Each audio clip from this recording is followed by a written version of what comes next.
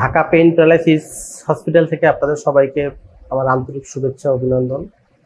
আজকে একটি সফলতার গল্প বা রোগী সুস্থ হওয়ার গল্প, যেটা হচ্ছে উনি দীর্ঘদিন কোমরে ব্যথায় ভুগতেছিলেন, পিএলআইডি জনিত।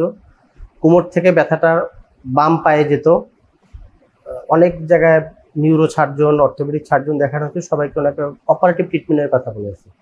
তো আমার চেম্বারে যখন আসছে আমি বলছি ওনাকে অ্যাসেসমেন্ট করার পরে, দেখার পরে, এক্সরে এমআরআই করার পরে দেখলাম উনি অপারেশন ছাড়া ভালো হওয়া সম্ভব, এবং সামান্য কিছু কিছু লাইফস্টাইল মডিফাই এবং কিছু এক্সারসাইজের মাধ্যমে উনি এখন পুরোপুরি সুস্থ। আমরা এখন রুগীর মুখ থেকেই শুনবো রুগীর এইসব রুগীর সব ভালো হওয়ার গল্পটা। হ্যাঁ, আমি অনেকদিন কোমর ব্যথা ভুগছি, পায়ে ছিল ব্যথাটা। এখন দাদার কাছে আসার পরে আমার ব্যথা খুবই ভালো, আমি চিকিৎসা পাওয়ার পরে অনেক ভালো হয়ে গেছি, একবারে সুস্থ পুরা। বিধান স্যারে দেখানোর পরে আমি এখন সুস্থ আছি, শুধু ব্যায়াম করি, এই জন্য আমি তাড়াতাড়ি সুস্থ হয়ে গেছি।